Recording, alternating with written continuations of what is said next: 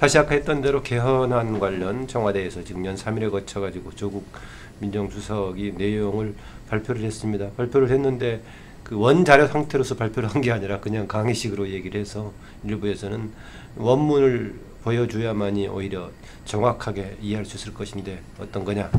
어느 쪽이든 간에 그 방향대로 지금 관철되기 좀 어려워 보입니다. 왜냐하면 대통령 발의라는 것이 만약에 대통령이 전 정당을 포괄하는 지금 중립성을 가지고 있다고 모르겠지만은 어차피 여당의 대표 성향을 가지고 있는데 되겠습니까? 의도는 뭔가? 상식적으로 저런 부분들은 여야 국회의원들이 발의해온 부분에 청와대 안을 보태는 게 맞지, 청와대가 자기 안을 내버리고 이렇게 가는 부분은 맞지 않죠. 근데 여기서 청와대가 그냥 단순히 야당을 선거에 압박하기 위해서 그러는가, 그런 차원은 제가 볼 땐 좀 벗어나 있다고 봐요.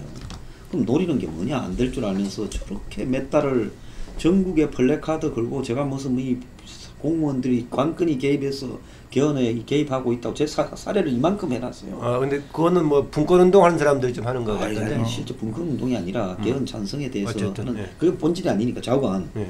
그래도 야당이 저게 불법 선거 개입이다, 공권 여기에 불법 선거 개입이다 말도 한마디 못 하고 있어요. 심지어 한국당 간판을 단 사람들이 거기 앞장서고 있는 사례들도 많이 있어요. 그런데 이 부분에서 궁극적으로 노리는 건 뭐냐, 저는 지금 이야기가 나오지 않습니까? 여권 핵심에서는 이번에 개헌이 아니고 10월달 개헌을 하기 위한 일종의 모델하우스를 지어낸 거다. 자, 개헌의 대략적인 모델은 다 지어놓고 이제 남북 상황이 자신들이 봤을 때는 극적으로 변화할 거라고 보고 있을 거예요. 자신들은 국민들이 아는 것보다 더 많이 알고 있을 거니까요. 그러면 10월달쯤 되면 남북 간에 굉장히 급진전이 되는 상황이 나올 것이다. 평화체제라든지 국가의 무슨 교류 지원. 그러면 그때 지금 지어놓은 모델하우스에 페인트만 남북 관계 되는 상황을 넣어서 이 페인트 칠을 해서 그걸 가지고 개헌으로 또 몰아붙이는 부분을 갖다가 궁극적으로 노리고 있다고 봐요. 그러면 이제 그 사이에 이 청와대 안으로 던져 놓은 데 대해서 야당에서는 각자 당마다 또 원하는 내용이 있고 빼라는 내용이 있고 이럴 거 아닙니까? 이제 이런 부분들을 갖다가 수용해서 갖고 가는데 6월 선거에 패배하면 이제 한국당의 지형이 어떻게 바뀌어 버릴 건가, 또 싸움이 한번 더 나지 않겠습니까? 이런 부분을 보면서 또 2차 분열될 가능성이나 이런 게 있느냐도 보고 있을 거라고 봐요. 그러면서 결국은 이 남북관계의 변화된 상황을 이 개헌에 집어넣어서 이제 또 이번에 개헌이 되면 이제 다음에 개헌은 이 법률 개정이나 개헌은 좀 더 쉬운 방식, 국회의원의 3분의 2가 아닌 그런 부분까지도 이렇게 반영을 할 수 있다. 그래서 이제 그런 목표 하에서 이번에 일단 던져서 압박을 하고 이제 지속적으로 좋아가기 위한 부분이 있고 추가적으로 여기에 더 첨가될 내용이 있을 거라고 보고 있습니다. 가장 뭐 중요한 변수는 황 소장 봤을 때는 지방선거 이후에 야당의 지형이 바뀔 가능성이 크고 그러면은 지금 이제 개헌에 대한 입장도 다시 재정비가 될 수도 있다 이렇게 보네요. 기본적으로 개헌은 국회에서 하는 게, 국회 발의로 하는 게 국가적으로도 바람직하고 합의를 통해서 하는 게 바람직하고 또 현실성도 있고 뭐 그런 게 되겠죠. 그래서 지금 대통령이 발의를 뭐 하려고 하는 상황까지 야기가 된 거에 대한 기본적인 책임은 물론 이제 국회에 있죠. 그리고 특히 그 자유한국당이 대선의 공약을 사실상 파기를 하고 이 개헌에 대해서 입장을 바꿈으로써 지금 개헌 논의가 국회에서 제대로 진행이 되지 못했던 거, 그래서 결국은 대통령을 끌어들인, 정부를 끌어들인 이런 상황, 그 책임은 분명하게 이제 국회, 특히 이제 제1야당한테 일차적으로 있다고 생각이 됩니다. 그런데 이제 그렇다고 해가지고 지금 대통령이 개헌안을 지금 독자적으로 마련해서 이렇게 발의하는 것이 과연 개헌의 길이냐? 이건 또 이제 아니란 말이에요. 더군다나 이번에 지금 발표되고 있는 내용들을 이제 뜯어 보니까 이거는 도저히 자유한국당으로서는 받아들일 수 없는, 동의해 줄 수 없는 그런 이제 개헌의 내용으로 이제 되어 있더라고요. 어떻게 보면은 자유한국당 입장에서는 개헌을 반대할 명분이 또 하나 이제 생긴, 자연스럽게 이런 이제 상황이라고도 할 수가 있겠고, 그렇기 때문에 이거는 뭐 부결이 이제 만약 발의가 된다면은 부결이 확실시 되는 그런 이제 발의가 되는 건데, 그거는 개헌을 실제로 성사시키려는 길은 전 아니라고 생각이 되고, 물론 그거로 뭐 문재인 정부 입장에서는 개헌안이 부결이 돼도 나쁠 게 없다. 정치적으로는 그렇게 판단할 수도 있겠지만은 진짜 개헌을 이번 기회에 가능한 범위에서라도 하려는 의사가 있다고 한다면은 일단은 저는 정부 개헌안은 일종의 국회에 대한 압박용으로 남겨놓고 거기까지 하고 실제 발의는 하지를 않고 결국 어떻게든 국회가 또 각 여야 정당들이 개헌 논의를 재개해서 실은 좀 늦어진다 하더라도 좀 대타협을 이루는 과정을 좀 가져야 될 때가 아닌가. 26일 지금 예정한 것도 하지 않을 수 있다라고 보고 있네요. 그러니까 발의를. 그러니까 26일 날 발의를 해버리면은 이제는 방법이 없게 되거든요. 60일 내에 해야 되니까. 그렇죠. 네. 그리고 대통령이 발의한 개헌안은 수정을 못해요. 국회에서. 그래 그거에 대한 가부간의 결론밖에 없기 때문에. 그런데 발의를 26일 해가지고 국회에서 부결이 되면은 그러면은 문재인 정부 임기 내에 개헌 동력이 다시 가능하겠는가? 사실상 문재인 정부 임기 내 개헌은 불가능해지는 거 아니냐? 이런 우려 때문에 일단 발의를 하지 말고 대통령이 국회가 책임을 지고 좀 다시 대국민 약속을 해야 될 때 아닌가 이렇게 생각을 합니다. 네. 제가 볼 때는 뭐 그럴 수 있는 지금 이제 정치 상황은 아닌 것 같아요. 어떨 수 있는? 그러니까 대통령 개헌 발의를 유보하고 국회에서 다시 이렇게 재정당들이 합의를 해가지고 개헌을 하는 이런 부분들은 지금 사실 개헌 특위가 1년 이상 됐고 제가 알기로는 대략적으로 민주당을 제외하고는 대통령 직선 국회 총리 선출로 권력 구조도 대체로 의견이 모아지는데 전에는 민주당도 그런 쪽이었죠. 그런 쪽이 제법 있었죠. 그게도. 하지만 이제 그때 민주당이 그 부분을 합의를 안 해준 거죠. 사실은 이게 그래서 국회에서 합의가 되지를 않았던 거고 그리고 이제 대통령 선거를 치르고 이제 넘어왔던 건데 제가 볼 때는 대통령으로서는 어쨌든 대선 때 약속이고 또 한편으로는 촛불 시민혁명의 완성은 개헌으로서 제도적으로 될 수밖에 없다 이런 요구도 있고 한 부분 때문에 지금 개헌안을 국회에서 합의가 난망하니까 이렇게 밀고 나가는 것 같은데 이 부분에서 저는 황 소장의 의견에 상당히 동의를 하는데 이게 과연 선거 때문에 그런다 지금 야당이 주장하는 대로 그래서 이게 개헌안 자체가 이렇게 안 되더라도 개헌과 호응 세력으로 해서 또 야당을 궁지에 몰려고 하는 그런 이 지방선거에 대한 어떤 이 전략이다 이런데 그렇진 않다고 봐요. 지금 지방선거 이 자체는 뭐 개헌 호응 세력 뭐 이렇게 서로 전선을 설정하고 이런 걸 떠나더라도 상당히 지금 이제 이 여권 쪽에 이 압도적인 어떤 그런 흐름이기 때문에 굳이 그것 때문에 이걸 자초할 턱은 없다고 보여지고 좀 전에 말씀드린 약속과 그리고 촛불 시민혁명의 완성 제도적인 이런 차원에서 뭔가를 보여줘야 되니까 이게 그리고 뭔가를 준비해 나가야 되니까 이런 거고 정말로 촛불에서 어떤 개헌을 요구했는데요? 네? 촛불에서 어떤 개헌을 요구했냐고요? 지금 이제 뭐 인권이 기본권이라든지 지방자치 분권이라든지 이런 부분들 다 이야기했잖아요. 권력 구조 부분에 대해서는 어쨌든 제가 볼 때는 분권형 대통령 권한의 분산은 이야기했다고 봐요. 그건 이제 청와대에서 얘기한 거고 촛불에서도 그렇게 이야기했다는 거죠. 그렇게 얘기했다. 예. 그런데 이제 그 부분들이 어떤 식으로 모아지느냐 대통령 권한의 분산 부분이 4년 중임제에서도 상당한 많은 부분들이 아마 오늘 제대로 발표가 되겠지만 그 권한을 분산하는 방향으로 지금 준비했다고 그러거든요.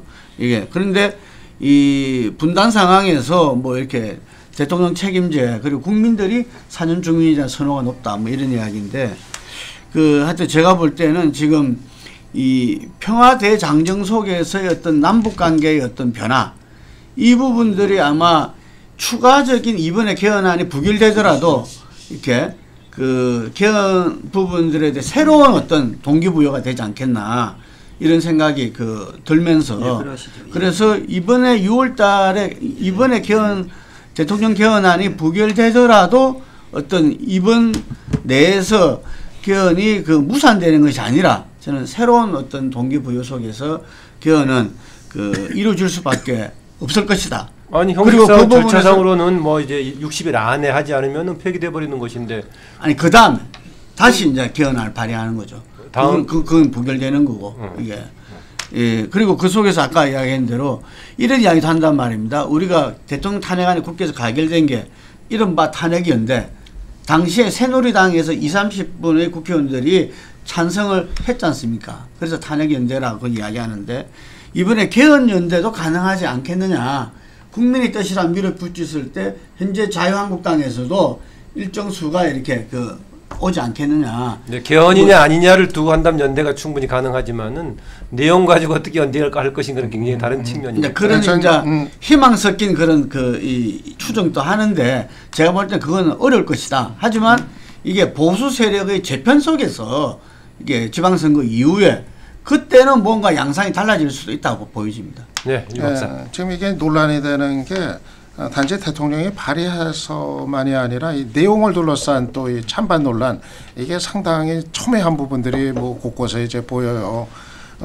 그러니까는 지금 대통령 발의 개헌안을 국회가 통과를 그대로 시키기에는 지금 합의가 지금 기본적으로 이제 부재한 이런 내용들이 지금 너무 지금 많은 이런 이제 상황인 건데 대표적으로 지금 이제 정부 형태 둘러싸고는 4년 연임제에 대해서 야당들은 지금 대체로 다 반대를 하고 있단 말입니다. 뭐 진보 정당인 정의당 또 민주평화당 같은 경우도 마찬가지인데 애당초 지금 이번 개헌 중에서 제일 절박하고 중요한 게 뭘까 생각해 보면은 사실 촛불시민혁명 거치면서의 필요성이 나온 거였거든요.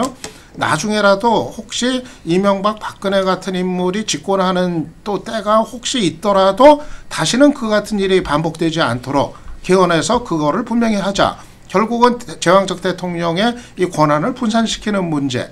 근데 이게 지금 오히려 4년 연임제만 도입되고 분산의 부분은 답이 지금 안 나왔기 때문에 오히려 지금 권한을 더 강화시키는 거 아니냐, 반대로 간 거 아니냐, 이런 그 합의의 이제 부재 부분이 있고, 그리고 또 대표적인 게 토지 공개념 부분 이번에 이제 등장을 했는데 이게 사실은 그 이해관계들이 아주 첨예하게 부딪히는 부분이어서 이게 좀 공론화 과정이 이제 필요한 부분인데 이 토지 공개념, 이 토지가 공공성을 가져야 된다는 대의에는 다 이제 많은 사람들이 동의를 할 수 있지만은 이게 또 남용되지 않기 위해서는 그에 맞는 제도적인 장치의 마련. 또 어떤 더 좀 세부적으로 또 따져봐야 될 여러 부분들이 있어서 이게 그냥 전문이 공개 안 된 상태에서 그냥 요점 정리식으로 해가지고는 또 판단하기가 대단히 어렵고 조심스러운 부분들이 있고 그렇단 말이에요. 네. 그렇기 때문에 지금 이렇게 발표된 내용만 가지고 덜컥 그냥 이제 통과시켜야 된다. 국회가 이렇게 하기에는 지금 합의가 너무 지금 안 돼 있는 부분들이 있기 때문에 내용상으로 보더라도 저는 물론 여기까지 오게 된 데에 대한 국회의 책임 이게 근본적으로 있지만은 그렇다고 해서 또 이렇게 처리를 하는 것이 개헌의 길인가 이 문제는 또 역시 또 존재한다고 봅니다. 근데 참 개헌이 웃긴 게요. 한때 박근혜 정권 때만 하더라도 거의 뭐 박근혜 정권 4년 차까지도 국회에서 개헌하자는 사람은 이 뭐 개헌 그룹들이 있었잖아요. 국회 네. 개헌 모임도 있었고 164명인가까지 나중에 200명 여론조사에서는 그 200명, 220여 명이 개헌에 찬성했잖아요. 그때만 해도 개헌은 권력 구조 문제에 있어서 의원 집정부제냐 내각제냐라고 몰려갔는데 정권이 바뀌었다고 개헌 내용이 순식간에 이렇게 바뀌어버리고 여권에 이제 이 개헌을 주장하던 사람도 다 아무 말 안 하고 가만히 있는 거냐. 이걸 봤을 때 이제 참 의아스럽고 촛불 정신이 개헌의 뜻이다 하면 촛불한 사람들이 다 이게 나라냐 했지 않습니까? 그리고 그 결과로 지금 전직 대통령 2명을 합쳐서 수십 년 깜빵에 보내려고 하지 않습니까? 그러면 궁극적으로 이 문제를 갖다가 촛불 정신으로 소화한다면 부정한 대통령은 사형을 넣는다든지 이런 부분이 엄격하게 국회 청산에 대한 부분이 있어야 되죠. 부정하고 무능한 대통령은 그 촛불 정신을 주장하면서 왜 그런 이야기는 또 안 넣느냐는 겁니다. 그렇잖아요. 대한민국의 대통령의 부패라는 거 이거는요. 진짜 고질적으로 진짜 정권마다 아들이니 형님이니 다 같잖아요. 그러니까 도둑놈 되기 위해서 대통령 되느냐라고 하는 의문이 있는 거예요. 그럼 촛불 정신에서 했던 사람들의 가장 큰 요구들은 그런 부분인데 왜 그런 부분은 안 넣느냐는 거죠. 저는 그런 것도 들어가야 된다 봅니다. 뭐 그러다 뭐 공통적으로 지금 뭐 또 시대 정신 등등을 얘기하는데 어떤 그 어떤 세력의 시대 정신을 반영해서 헌법을 개정할 일은 아니고요. 헌법 정도는 합의한 내용을 최소한 반영하는 게 좀 타당하지 않나 좀 생각이 들어요. 네, 그래서 첨언 하나만 하면은 그 내용을 보면은요, 기본적으로 이제 문재인 정부 지지층의 요구에는 아주 그 전면적으로 부응하는 그런 뭐 성격을 좀 갖고 있는 것 같아요. 그러니까 문재인 정부의 정체성이 아주 그 선명하게 이제 드러나고 그 지지층의 요구에 이제 부합을 하고 그리고 상당히 좀 이제 문재인 정부 입장에서는 이제 이상적인 그런 이제 개헌안 뭐 잘 또 이렇게 정리가 된 그런 거라고도 이제 할 수가 있는데 문제는 이 개헌이라는 것이 지금 뭐 진보적인 층뿐만 아니라 보수층까지도 이게 합의가 어느 정도는 또 돼야 그 다음 단계로 이제 갈 수 있는 이런 이제 성격이 때문에 좀 이제 합의가 가능한 개헌, 그러니까 이 폭이 좁아진다 하더라도 현실적으로 할 수 있는 부분이 좀 적어진다 하더라도 합의가 가능한 개헌안이 돼야 그래야 성사가 될 수 있는 거 아닌가 하는 생각이 듭니다. 그게 아니었을 때는 차라리 뭐 지금 개헌안이 꼭 관철이 돼야 된다고 생각하면은 그럼 현실적으로 가능한 방법은 뭐 이 다음 총선에서 다수파 연합이 3분의 2를 넘게 만들고 그리고 그때 뭐 일어났던 개헌안이 뭐 현실적으로 이제 추진이 가능한 뭐 그런 거 아닐까 또 생각이 들기도 합니다. 그래서 시대적으로 개헌이라는 절차를 거치는 것이 과제인가 아니면은 어떤 것을 바꾸는 것이 과연 시대적인 과제인가 여기를 좀 오히려 순서를 바꿔야 할 필요가 있는 것 같아요. 개헌이란 말이 등장하면서 개헌이라는 절차가 우선적인 과제처럼 되어 있는데 무엇을 바꾸는 게 정말 필요한 것인가에 대한 뭔가 고민이라든가 토론이라든가 여기에 대한 합의가 좀 필요할 것 같아요. 저는 시기 문제에 대해서 뭐 정상균 의장 같은 국회의장 같은 경우는 좀 2단계를 좀 이야기를 하고 그랬잖아요. 네. 그 저는 이 대통령 개헌안을 이렇게 그 발의하기 전에 이 시기 문제에 대해서 정부 여당이 좀 전향적인 검토가 좀 필요하지 않느냐.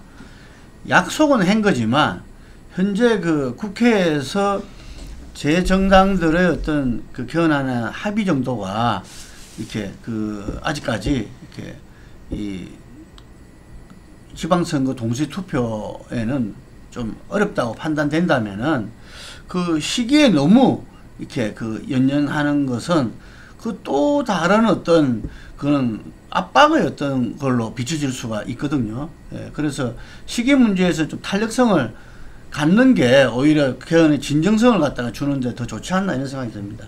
만약에 합의된 내용이 있는데 하지 않으려고 한다면 시기에 대한 압박이 필요하지만은 네. 내용 합의가 우선이죠. 그래서 정세균 국회의장 입장이 좀 많다고 보이고요. 그리고 아시겠지만은 6월 13일 지방선거 때 하기로 했던 것은 다른 게 아니라 탄핵 당시에 그런 거 문제 개헌을 먼저 할 필요가 있지 않냐 여러 가지 논란들이 있었죠. 동력을 살려야 된다. 그래서 그 동력을 잃지 않고 새 대통령이 되더라도 바로 조만간 해야 된다 해서 빠른 일자를 잡느라고 지방선거를 마쳤던 것이기 때문에 과연 동력을 어떤 방향에서 공감하도록 살릴 수 있을 것인가 여기에 초점을 맞춰서 보는 게 맞지 않나 그런 생각이 듭니다. 그런데 아까 그 김능호 대표가 얘기했던 내국 문제를 푸는데 국회 비준 얘기한 게요. 사실상은 대북 문제에 초점을 둬서 했다기보다는 이번에 대통령 권한을 독자적인 권한을 줄이고 국회 역할의 비중을 늘리는 내용 중에서요. 그동안에 상당히 축소시켜버렸던 국회의 비준 내지 동의권을 확장시킨다. 그런 내용의 지금 그런 안들이 들어있어요. 그게 들어있고 심지어는 특별 사면 관련도 대통령의 독자적인 권한을 제한하는 이런 내용이 들어있어서 그 맥락에 나와서 아마 마침 공동선언이 나올 경우도 국회의 동의가 필요하다 이런 얘기를 아마 최근 논의 과정에서 나왔기 때문에 그건 좀 꺼내지 않았나 그렇습니다. 개헌 관련 추가로 의견 있으면 좀 듣고요. 아니면은 뭐 다른 주제로 넘어가겠습니다. 저는 한국당이 이 문제에 대해서 뭐 세부적으로 왈가왈부하거나 무슨 보수 언론이 왈가왈부하는 거라고 그건 필요 없다고 보고요. 그냥 문 정권이 현재 주도하고 있는 청와대 주도의 개헌은 이렇게 우리는 무조건 거부한다라고 선언하고 개헌의 세세한 내용에 대해서 이렇게 말려들지 말아야 된다고 봅니다. 그 말려드는 것 자체가 프레임이에요. 따질 필요가 없는 거예요. 그건 당신들 아니고 우리는 거부한다. 결국 안 될 거니까 국회에서 올리면 그냥 거부권 행사해서 끝내겠다. 실제로 그렇게 한다고 해서 지금 뭐 바닥까지 내려가 있는 한국당 지지율에 더 빠지고 덜을 뭐 올라갈 것도 없어요. 그렇기 때문에 그렇게 처리를 하고 문정권이 나중에 뭐 이 정권도 언젠간 내리막이 올 거 아니에요. 그러면 그때 뭐 야권 주도로 이렇게 또 개헌안을 만들어서 필요하다면 해야 되겠죠. 예. 이건 어떻게 하죠? 이명박 전 대통령 관련 오늘 발표가 어떻게 나올지 좀 이걸 좀 봐야 할 것 같은데. 오늘 지금 그렇게 돼 있는 것 같아요. 지금 변호인 필요 없이 재판부가 그냥 이렇게 판단해서 입장을 저녁에 결정하겠다. 그러니까 변호인하고 영장실질심사를 해가지고 그다음 판사가 밤에 결정하는 게 아니라 그냥 변호인 올 필요 없다. 본인이 안 나오겠다면 뭐 변호인하고 우리가 뭘 물어보겠냐. 그래서 저녁에 결정을 판사가 하겠다. 그러니까 실제보다 좀 빨리 나올 가능성이 있다. 원래 오늘 할라 했던 거 아닙니까? 떴네. 서류 심사만 해서 결정하기로 기일 따로 안 정하고. 그러니까 역대 판사가 그렇게 결정했고 그런 사례가 없었다면서요. 본인은 불출석하고 변호인 대리 나오고. 있기는 있는데 희귀한 사례인데 있기는 있는데 뭐 그렇게 될 경우에는 거의 본인이 영장실질심사에 대한 어떤 기대를 포기했을 때 간혹 그렇게 했는데 이번에 여기에 문제 삼는 거는 그런 게 있죠.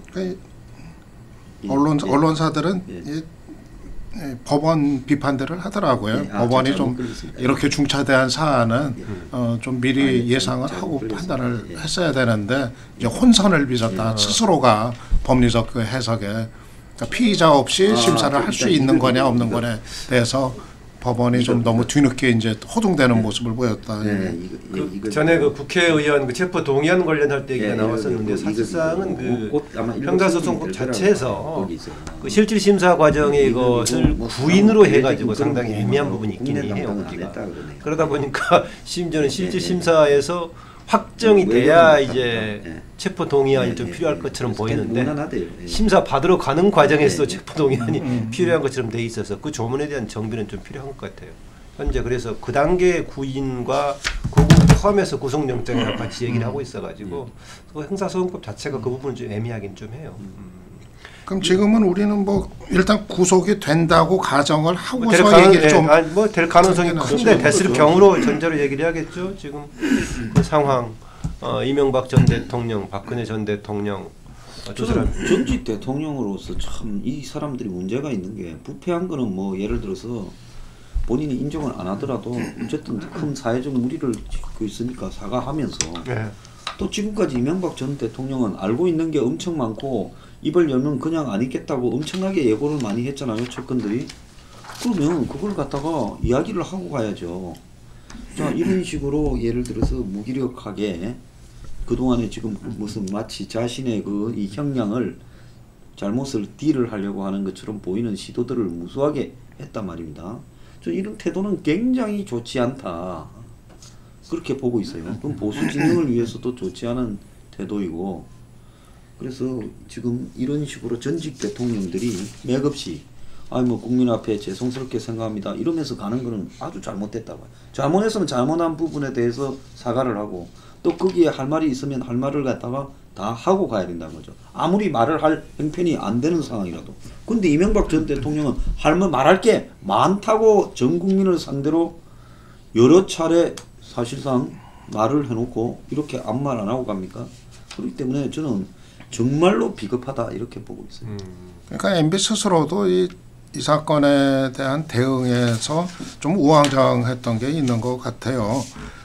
그러니까 정치보복에 내가 희생자다 이렇게 주장을 하려면은 그러니까 일단 실질심사에 불출석하기로 한 게 그런 맥락에서 해석들을 했던 건데 그러면은 아예 그에 맞춰서 대응을 하든가 자기가 주장할 수 있는 걸 더 선명하게 하든가. 근데 그것도 아니고 또 뭔가 좀 굉장히 이제 수세적일 수밖에 없는 이거는 결국은 지금 자신이 받고 있는 혐의가 스스로가 이거를 방어하는데 이제 한계가 있다. 실질심사 가서 다퉈봐도 실익도 없고 검찰을 당해내기가 좀 어렵지 않겠는가. 이런 판단을 스스로 해가지고 지금 이제 이런 모습으로 우왕좌왕하는 대응으로 드러나는 거 아닌가 이제 생각이 이제 들고요. 그리고 사실은 오히려 이제 문재인 정부나 검찰 입장에서는 굉장히 조심스러웠을 거예요. 2명의 전직 대통령이 한꺼번에 감옥에 갇혀 있는 장면이 혹 정치보복이 프레임으로 해석이 될 수 있지 않을까. 이게 굉장히 좀 검찰도 특히 조심을 하고 상당히 좀 고민을 했던 부분인 것 같은데, 근데 막상 이 지금 진행 과정 보니까 여론이 또 그렇지는 않은 거예요. 특히 보수층 내에서도 특별히 뭐 MB를 좀 지켜주자, 너무한다, 이런 여론이 별로 그렇게 많이 드러나지를 않고, 그렇기 때문에 이거는 지금 뭐 정치 보복이다 이렇게 주장을 뭐 MB 쪽에서 이제 하는 게 별로 그렇게 설득력이나 공감을 얻지 못하는 게 이 혐의의 내용들이라는 게 정말 뭐 전직 대통령으로서는 참 좀 부끄러운, 추잡스러운, 좀 이런 어떤 이권이나 이 돈 관계 부분들이 너무 얽히고 설키고 또 이 가족들까지 다 등장을 하고 이러기 때문에 어떤 보수층에서도 별로 이렇게 좀 냉담하게 기본적으로 MB를 바라보는 거 아닌가 뭐 생각이 듭니다. 그래서 뭐 이렇게 감옥에 이제 가더라도 뭐 이 정치 보복 프레임이 별로 뭐 정치 보복 주장이 뭐 공감을 뭐 얻지를 못하는 거 상황이라고 봅니다. 그 전두환 노태우 두 전 대통령 동시에 구속됐을 때 같은 경우에는 성격이 좀 비슷한 상황에서 좀 센 전두환은 무기, 노태우는 17년인가 뭐 이렇게 됐었는데 현재 박근혜하고 이명박 두 사람 좀 성향과 배경이 다른 상황이죠. 그걸 또 어떻게 지금 비교하셨을까요? 형으로 보면 이 확정적으로 더 무거운 사람, 그러니까 횡령이나 뇌물에 네. 이명박이죠. 박근혜 전 대통령은 그나마 좀 다퉈볼 뭐 여지가 있다거나 본인이 직접 받았니 안 받았니 하는 부분 이야기를 아직도 친박이라는 사람들은 하고 있죠. 국가 정책과 뭐 권력 남용서에서 왔다 갔다 하는 부분도 있고. 예. 그런데 지금 현재 이명박 전 대통령은 너무나 확정적인 액수가 절대 액수에서도 지금 남은 부분이 훨씬 많을 것 같아요. 재판을 한다고 해서 별로 줄어들 것도 없을 것 같아요. 그럼 박근혜 전 대통령이 만약에 30년이라면 이명박 전 대통령은 30년보다 훨씬 더 나와야 지금 균형이 맞는 부분이 있지요. 자, 그러면 이 부분에서 지금 이명박 전 대통령의 나이를 생각한다면 본인은 이제 자신이 들어가서 몇 년 있다가 정치 상황이 바뀌면 사면 복권된다 이런 생각을 할지 모르겠지만은 실질 형량이 나온다면 감옥에서 이렇게 옥사하는 거 말고는 방법이 없는 상황이에요. 그런데도 불구하고 전직 대통령으로서 지금 최소한의 사회적 책임에 대해서나 자신의 할 말을 하지 않고 들어간다는 것은 매우 비겁한 행위다. 여기서 무슨 뭐 저항을 한다고 더 받을 것도 없고 저항을 안 하고 그냥 수그리고 그냥 끌려서 간다고 하더라도 나아질 것도 없는 상황이에요. 별 이럴 것도 없는 처지에 지금 저렇게 하는 모습이나 그간에 마치 뭔가가 한 방이 있는 듯이 이 국민들을 상대로 이렇게 하는 거. 저는 전번에 UA 원전 이야기 나왔을 때 그냥 둘이 한국당하고 임종석하고 둘이 덮어버리는 모습을 보고요.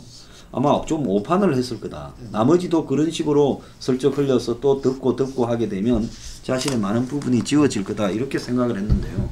저는 문 정권이 이 부분 잘한다고 봅니다. 박근혜 전 대통령도 넣고 이명박 전 대통령도 넣으면 여태까지 대한민국의 부패 척결 부분에 있어서는 최고위층 전직 대통령에 대해서는 뭐 우리가 얼마나 그 가족이나 친척이나 본인과 관련된 비리들이 다 많았는가 알지만은 묵시적으로 대표주자 쫄병 몇 명만 한 너댓 명 이렇게 보내고 다 덮었잖아요. 이제 이걸 갖다가 문정권에 와서 안 듣게 했으니까 이제 그 다음부터는 그냥 걸리면 걸리는 대로 크고 작든지 다 깜빵으로 가는 것이 이제 제도화되는 부분을 했다. 그래서 문정권이 몸을 던져서 살신성인하고 있다고 봅니다. 앞으로 이제 자기들도 이렇게 각오를 해야 될 부분이고요. 그 황 수장 얘기하는 게 생각이 나는데 그동안 몇 달 전까지만 해도 이명박 문제가 나왔을 때 우리들이라고 해서 정보가 없겠느냐, 측근들도 우리도 역공할 한 방이 있다라고 얘기했었는데 정말 지금까지 아무것도 없네요. 기껏 한 게 그 권양숙 여사 옛날 관련 다시 재판 제기해야 된다 이런 정도이고. 그 부분에서 이제 가장 중요한 부분은 이명박의 BBK를 김경준이 다 한 거고 이명박은 관련 없다고 한 부분을 검찰이 했습니다. 누구 검찰이냐? 노무현 정권의 검찰에서 했어요. 그리고 노무현 정권이 임기 말에 BBK 테이프가 나오니까 특검을 했어요. 특검을. 그래서 특검이 노무현 대통령이 대통령을 할 때 이명박 인수위에서 특검이 진행됐어요. 특검의 정호영도 그 부분을 이명박하고 꼬리곰탕 먹으면서 털어줬습니다. 그래서 지난번에 정호영이 특검이 갔을 때 저 사람 구속되는 거 아니냐고 봤는데 정호영이 그냥 풀려났어요. 자, 이 부분은 뭔가 하면 정호영을 사법 처리하면 검찰, 노무현 검찰도 사법 처리돼야 될 부분이 발생한 거예요. 똑같은 자료를 놓고 지금보다 그때가 더 많았을 건데 그때는 무죄다 해놓고 지금은 다 쓰고 BBK고 도곡동이고 다 연결돼 있는데 그때 검찰은 덮었잖아요.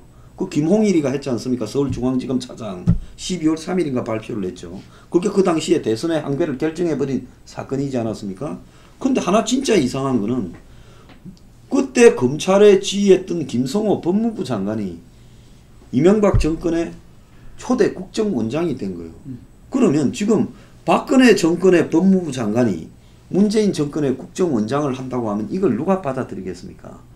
그러면 이 과정에서 뭐냐? 무슨 거래가 있었느냐라는 이야기가 충분히 나올 계지가 있고 이명박은 김성호를 원해서 받은 게 아니라 김성호가 되자마자 국정원 5급이요. 김성호가 어디 가서 술 먹고 누구를 만났는지 뒷조사하고 다녔어요. 이런 일들이 벌어졌다고 하면 결국은 이명박은 내키지 않았는데 김성호를 갖다 놨다는 부분이에요. 이런 부분이라든지 2012년 대선에서 이명박 전 대통령 밑에서 총리를 했던 또 거기 친했던 정운찬, 김현철, 김덕용 이런 사람들이 죄다 문재인 후보를 지지하고 안철수 이명박 아바타라는 이야기도 있었어요. 그래서 이명박이 입을 열면서 그런 부분을 갖다가 이야기를 하고 나는 죽었기에 같이 죽자고 이렇게 할 줄 알았어요. 그런데 그냥 조용히 가더라고요. 그래서 참 다들 더럽게 겁은 많구나 이런 생각을 하죠. 불만한 게 있긴 있다라고 이제 그 제가 볼 때 당시에 그 2007년 대선 그때 이명박 캠프에서 가장 그 주요하게 그 했던 작업이 그 검찰 작업이었다 이렇게 제가 들었어요. 예. 그리고 그때 검찰은 노무현 때 검찰을 이야기하셨는데 노무현 그 이렇게 청와대하고 검찰이 안 좋았죠 처음부터. 그리고 그 당시에도 상당히 그런 서로 각을 세우고 있는 그런 상황이었고 그런 가운데에서 사실은 그 검찰이 그 이명박 전 대통령한테 당시에 면죄부를 준 거죠. 이게 뒤에 아니 노무현 대통령은 재선이 간섭하는 건 아니고 그래도 대통령이고 남북 정상회담까지 하고 왔을 때인데 그 서울중앙지검조차도 컨트롤이 안 되는 채 방치된 상태였다 하면 그건 대통령이라고 할 수도 없는 입장 아닙니까? 그건 뭐 생각이 나름인데 하여간에 그 뭐 어떤 면에서는 사적으로는 그 공권력을 갖다 너무 손 놓은 거 아니냐 그 노 대통령의 어떤 이렇게 이후에 그렇게 된 배경이 하나가 뭐 이런 말도 있고 한데 어쨌든 제가 볼 때는 이 당시에 우리가 그 경제를 해결할 수 있는 사람이 그 오다. 그래서 CEO 대통령으로서 이명박 대통령이 그 많은 여러 가지 어떤 문제 제기들을 갖다가 덮을 수가 있었죠. 이게. 그리고 저는 그때 이명박 대통령을 지지했던 사람들은 그 한 여론조사에 의하면 70% 이상이 그거를 BBK가 이명박 대통령 거라고 알았다는 이야기거든요. 저는 그 당시 취재했던 국민들이 다 공범이다. 그 오늘 보면은 김용태 자유한국당 제2혁신위원장이 반성문을 썼다고 그러잖아요. 이게 자기들이 대통령이 국정농단하고 그리고 여당에서 특정 세력이 그냥 활개할 때 그냥 방조하고 굴복했던 이 부분에 대해서 반성문을 썼다는데 저는 당시에 이명박 대통령이 그 탄생하는 데 있어서 정말 그 정치 세력뿐만 아니라 이명박을 지지했던 가장 많은 표차가 났던 그 국민들도 다 방조 내지는 그 공범이었다 저는 그래 봅니다. 그래서 저는 이명박 대통령이 이 구속이 또 사법적인 어떤 처리가 이명박 개인한테 이렇게 그 뿐만 아니라 저는 우리나라 국민들한테 역사적인 교훈이 돼야 된다. 정말 국민이 바로 서지 않으면은 언제든지 이거는 나라는 이렇게 흔들릴 수 있고 이 엉망으로 갈 수 있다. 저는 그런 부분들이 이 이명박 구속 사태를 보면서 우리들이 정말 되새김질하고 제대로 봐야 될 가장 중요한 부분 아닌가 이런 생각이 들고요. 중요한 부분 혹시 거기서 제도 개혁은 안 들어가나요? 개헌이라든가 이런 건? 이명박하고 그 뭐야 이 변의 어쨌든 대통령 권한 분산을 이야기하시는 거죠. 네, 이 시대에서 어떤 한 사람한테 5년 정도를 맡겨놓고 국정을 맡길 만한 그런 시대적인 환경인가? 옛날은 뭐 그럴 수 있었겠지만 그런 문제 제기할 수 있죠. 그래서 뭐 그 아까 개헌 문제에서도 이야기했지만 촛불 정신은 어쨌든 대통령 권한의 그 분산이었거든요. 근데 과연 지금 이제 그 문재인 대통령이 내놓은 정부 개헌안이 과연 그게 합당한 것인지 충족할 수 있는 건지는 좀 더 토론과 논의와 이런 부분들이 좀 필요하지 않는 생각이 드는데, 어쨌든 이명박 대통령의 어떤 그 구속을 봤을 때는 상당히 그런 부분 또 그 포함될 수 있겠죠, 이게. 그런데 우리가 더 씁쓸해한 부분들은 뭐냐면은, 이거는 처음부터 그러한 그 목적을 가지고서 5만 주변 사람을 갖다가 그 동원해서 처음에는 비자금을 만들고 빼돌리고 그 다음에 뭐 하여튼 간에 그 수십 수백 수천억들이 예를 들면 그 목적을 가지고서 처음부터 행해졌다. 예. 그런 부분들은 이 본인을 떠나서 정말 그걸 지켜봐야 되는 국민들한테는 이 자기 자신한테 살을 도려내는 정도로 아픔이 아닌가 이렇게 생각합니다. 그 불과 1년 전인데요. 그 민주당의 주요 후보들이 탄핵 정국의 국면에서 대통령제 관련해서 얘기했던 발언을 제가 찾아봤더니 안희정 당시 후보는 지방 분권을 강조하는 그런 주장을 했었고, 문재인 당시 후보는 연임 대통령 4년 연임에다가 분권형은 아니면은 내각제도 좋다라고 얘기를 했고, 이재명은 대통령의 문제다. 노무현, 김대중 괜찮았지 않았느냐. 대통령의 문제다라고 얘기했어요. 그 점에서 보자면 문재인 대통령은 분권형 대통령제라든가 의원 내각제를 얘기 당시 개헌의 대안으로 얘기를 했던 것 같은데, 지금은 조금 그 방향이 아니죠. 그 바뀌게 되는 과정이 아마 1차적으로는 대선 레이스에 들어가면서 개헌론이 구체화되고 대통령제의 위상이 흔들리면은 뭔가 조금 새로운 변수가 생기니까 그러나 보다 했었는데, 이후에도 되게 이제 진행되는 과정이 그 방향으로 계속 이어지고 있더라고요. 그 역할을 했던 것이 정혜구 교수가 그 역할을 전에 그 역할을 했는데, 그 추세를 끝나고 난 이후에도 지금 계속 이어가고 있으니까 지금 국회 쪽이 안 하고 충돌하고 있는 것 같습니다. 구속이 돼버리면, 두 사람이 구속이 되는 상황이 되면은 정치적 또는 사회적으로 어떤 좀 영향 같은 거라든가 파장 같은 게 있을까요? 이미 그동안 진행돼 왔기 때문에 이게 이제 없을까요? 이 정권에 이제 앞으로 어떤 이런 부분이 생기느냐. 제가 볼 때 한국 정치에서 다 정치를 해왔던 사람이잖아요. 이 정권의 핵심들도. 한쪽이 절대적으로 도덕적이고 한쪽이 절대적으로 부패했다고는 보질 않습니다. 뭐 이 진보 정권이라는 사람들이 집권할 때도 이런저런 정권의 비리나 의혹은 항상 있어 왔어요. 그런 어떤 입장에서 봤을 때는 지금 이 검찰, 경찰이 수사, 그러니까 지휘권이라는 문제를 가지고 서로 한쪽은 놓치지 않으려고, 한쪽은 얻으려고 지금 굉장히 정권에 이제 이렇게 애가 달아서 이 충성을 보이는 어떤 이런 상황을 정권이 지금 잘 이용을 하고 있는데요. 이제 뭔가 하면 지자체 선거에서 지금 권력이 개입하는 이런 문제까지도 나오고 있고, 이 정권도 또 조금 흘러가면 이런저런 이 자범이나 무리가 나올 가능성이 있습니다. 그런데 이 중요한 것은 이 정권이 그런 문제가 발생을 했을 때 이 국민적인 분노를 훨씬 더 이렇게 강하게 직면당할 수도 있다는 거예요. 기대와 판단 수준도 높아졌다. 노무현 전 대통령이 자살을 할 때 사실 전직 대통령의 어떤 액수나 문제로 보면 드러난 문제에서 노무현 전 대통령의 액수는 자살할 문제도 아니었고, 이명박 정권이 노무현 전 대통령을 구속시키기보다는 계속 그냥 위압감을 주면서 끌고 갈 확률이 높았는데, 본인이 그 있던 정신적 압박을 못 견디고 자살을 선택했단 말이에요.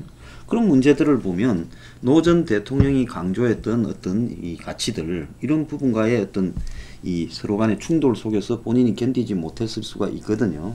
그렇기 때문에 이 정권도 솔직히 이제 좋습니다. 저는 누가 한 명이 총대를 매서 나도 나중에 갈 바에 하겠다 해서 정리를 하고 있다고 보는데, 이제는 이 국민들의 가치 기준이 매우 높아져 버린 상황이 있기 때문에 작은 문제가 생겼을 때 우리는 그것이 아니다라고 하기는 어려울 거다라는 이야기를 하고 있습니다. 그건 뭐 동의를 해요.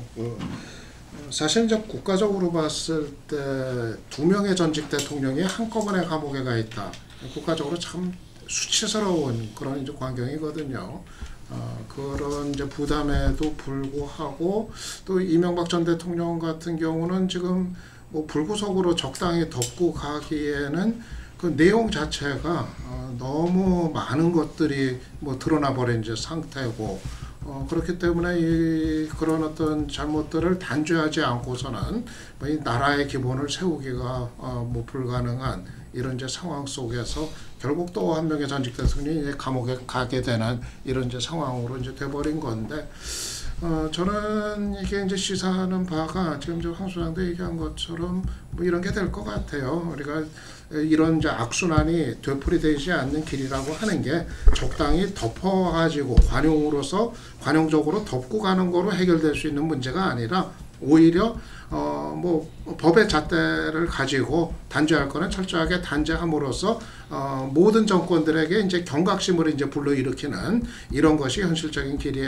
아닌가, 또 정의에 부합되는 길이 아닌가 이제 생각을 합니다. 그렇게 보면은 앞으로 이제 뭐 그렇지 않겠어요? 우리가 이제 이런 경험 뭐 여러 차례 지금 이제 하고 있는 건데 뭐 정권만 바뀌면은 조사받고 또 감옥 가고 이런 일이 뭐 반복이 되는 건데 앞으로 이제 주는 교훈은 뭐 어느 정권이든 간에 뭐 지금 뭐 문재인 정부 포함해서 앞으로 있게 될 또 정권들 다 마찬가지로 조그마한 잘못이라도 범법이 있다고 하면은 누구든지 다 감옥에 갈 수밖에 없다 하는 그런 어떤 경각심, 그러니까 정권 잡은 사람들한테, 정권의 그 세력들한테 다 그런 어떤 그 스스로를 경계하는 그런 이제 교훈을 줄 수 있는 거 아닌가 생각이 듭니다. 뭐 장기적으로 또는 뭐 워낙 누적이 됐을 경우는 자발적으로 폭발할 수 있지만은 일상의 이런 그 과정에서는 그래도 정당이든 사회 세력이든 간에 그것을 뭔가 엮어낼 수 있는 매개체가 있어야 되는데, 그 점에서 보자면은 야당 또는 야당 성향의 사회적인 구심점이 없기 때문에 상당히 그냥 이번에 문재인 정부는 약간의 논란이 있더라도 그냥 밀어붙이고 갈 환경 아닌가요? 제가 볼 때는요, 이 정치적인 문제에서 나오기보다는 경제 위기와 작은 어떤 부패 의혹 등이 엮이면서 네. 어느 시점에서 중도층, 중산층이 이렇게 등을 돌리면서 야권 주도, 보수 주도에 대한 국민적 반발이 아니라요.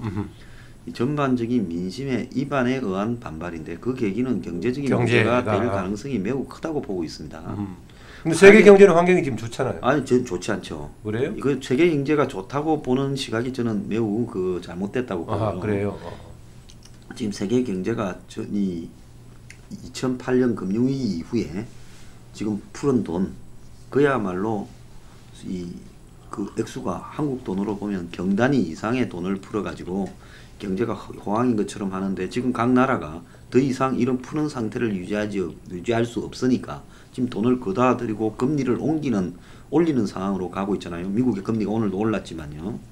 그러면 이런 부분들이 지금 2008년 이후에 10년간 경험하지 못한 새로운 뉴노멀이 되기 때문에 이 속에서 나오는 충격들은 만만치 않을 거라 보고, 또 세계 무역 전쟁이나 이런 것들이 지금 관세 전쟁이 본격화되고 있기 때문에 그 속에서 한국이 굉장히 어려울 수 있다고 봅니다. 또 미국하고 관계가 지금 사실은 원만치는 않잖아요. 그래서 그런 어떤 부분 속에서 우리나라 경제가 지금 가계부채, 외환부터 시작을 해서 무슨 뭐 각종 이 선제적 개혁 이런 부분들이 뭐 제대로 되는 부분이 없지 않습니까? 환율도 그렇고요. 그래서 이런 부분 때문에 이 문제가 부딪힐 수 있는데, 문 정권에서 과연 경제적인 문제에 집중을 해서 누군가 선수가 있어서 통제를 하고 조정을 하는 사람이 있느냐? 저는 거의 없다고 보고 있습니다. 그럼 공무원들은 사고가 터질 때까지 예고를 안 하죠. YS 때 그랬잖아요. 딱 엎드려서 사고 터지면 어떻게 이렇게 됐습니다. 그러니까 부정적인 신호나 시그널을 정권에 전달하는 사람이 없어요.